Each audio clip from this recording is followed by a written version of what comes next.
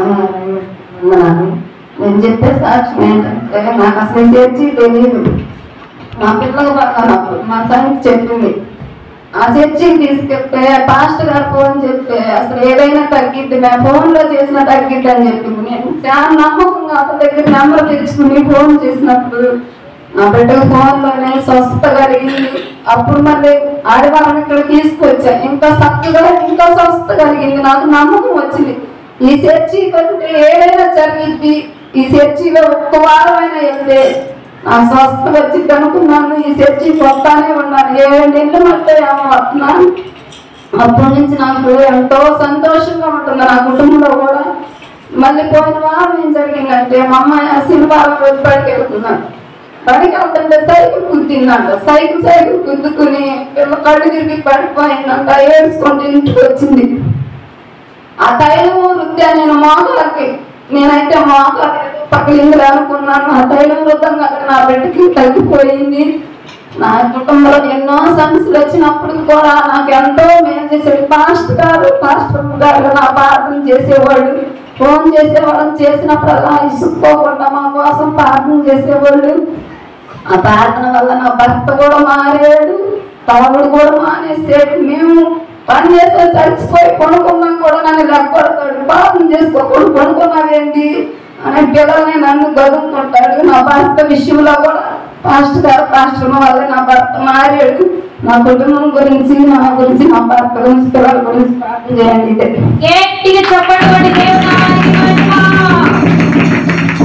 ఖచ్చితంగా దేవుడు మారుస్తాడండి. మార్చగలిగిన వాడు, మరువని వాడు.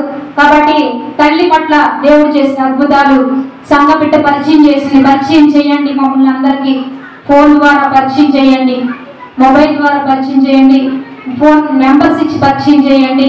తెలియని ఇలాంటి వారు ఎంతో మంది ఉన్నారు. యావత్ ప్రపంచంలో దిక్కులేని పరిస్థితుల్లో ఆదరించేవారు,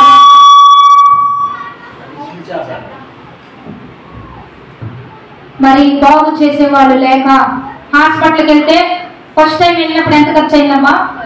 10,000 ఖర్చు అయిపోయింది. ఎవరు ఇస్తారండి 10,000? పాపం కష్టార్జితం అండి.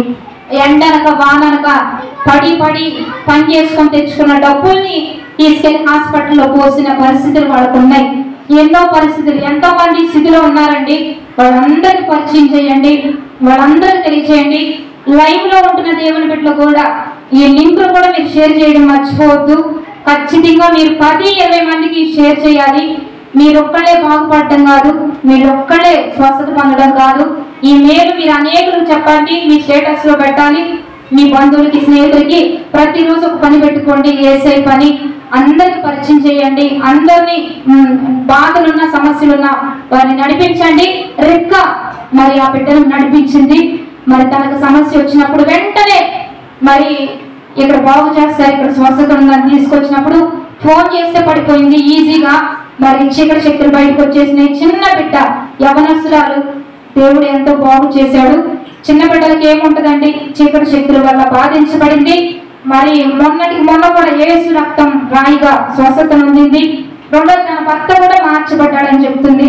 త్రాగుడు నుంచి మానేశాడని, కుటుంబంలో ప్రార్థన చేయమంటున్నాడని. మారిపోతారండి. మీరు భక్తిగా నడుస్తుంటే, మీరు విశ్వాసంగా నడుస్తుంటే ఖచ్చితంగా వారిని బట్టి ఎవరైనా మారిపోతారు. వారి హృదయాలు ఈజీగా దేవుడు తిప్పేస్తాడు. అటువంటి కృప దేవునికి ఉంది. కాబట్టి దేవుని బిడ్డలారా, మరి మీ అందరికీ తెలుసు, కుష్టి రోగం వచ్చినప్పుడు, నయమారు కుష్టి వచ్చినప్పుడు ఎలీషా వెళ్ళి మునగమంటే మునగడానికి వెళ్ళిపోతుంటే పక్కనున్న సైనికుడు ఏమన్నాడు? అయ్యా జస్ట్ ఒక్కసారి మునిగితే పోతుంది కదయ్యా, ఎక్కడ దాకా వచ్చాం. అలా సలహా చెప్పే వాళ్ళు ఉండాలి. కొంచెం చిన్నది కూడా, ఇశ్రాయేల్ చిన్నది ఏమని చెప్పింది? కుష్టి రోగం వచ్చింది కదా, చక్కగా ఒక మంచి సేవకుడు ఉన్నాడు ఎలీషా, ప్రార్థిస్తే రోగం పోతుందని పరిచయం చేసినట్లుగా మీరు అనేకులకు పరిచయం చేయండి. మంచి సలహా ఇవ్వండి. దేవుని విషయంలో కొంచెం వారిని సర్ది చెప్పండి. దేవుని యొక్కకు నడిపించండి. బిడ్డ కుటుంబాన్ని దేవుడు ఎంతో బలపరిచాడు. ఇక్కడికి చెప్తుంది కదా, ఇక్కడికి వచ్చినప్పుడల్లా సంతోషం, ఇక్కడికి వచ్చినప్పుడల్లా ఆనందం. మా ప్రార్థన అదే. ఇక్కడికి వచ్చిన వాళ్ళంతా పరలోక ఆనందం పొందుకోవాలి. ఇక్కడికి వచ్చిన వాళ్ళంతా స్వస్థత పొంది, అసలు మా ప్రార్థన ఏంటంటే కుంటివారు, గుడ్డివారు, మోగువారు వచ్చిన వాళ్ళంతా ఏమవ్వాలంటే వాళ్ళంతా కూడా స్వస్థత పొంది వెళ్ళాలి. వీల్ చైర్లో వచ్చిన వాళ్ళు కూడా లేచి పరుగులు ఎత్తాలి. అది మా ప్రార్థన. మీరు కూడా ప్రార్థించండి. పట్టణం అంతా ఉద్యమంలోకి నడిపిద్దాం. మిగిలిన సంతోషం ఉండాలి. తల్లి గురించి వారి కుటుంబం గురించి కూడా ప్రార్థన చేద్దాం. తదుపరి సాక్ష్యాలు చెప్పగల